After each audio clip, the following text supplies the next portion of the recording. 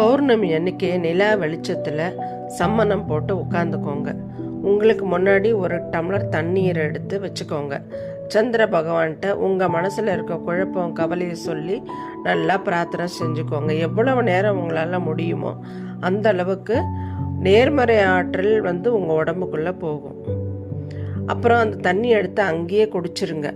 உங்கள் வாழ்க்கையில் நீங்கள் வெற்றி பெற சந்திர பகவானை பார்த்து ஒரு வரி மந்திரத்தை சொல்லுங்கள் 27 முறை. சகல காரிய ஜெயப்பிரதே ஜெய ஜெய. மந்திரம் இவ்வளவுதாங்க. இந்த மந்திரத்தை சாதாரண நாளில் சொல்லும்போது உங்களுக்கான வெற்றி உங்களை தேடி வரும். பௌர்ணமி நிலவு முன்னாடி இந்த மந்திரத்தை சொன்னால் கேட்கவே வேணாம்.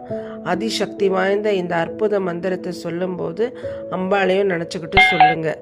வாய்ப்பு கிடைச்சா பௌர்ணமி வெளிச்சத்தில் அம்பாள் கோவிலில் இந்த மந்திரத்தை சொன்னீங்கன்னா ரெட்டிப்பு மடங்கு பலன் கிடைக்கும்.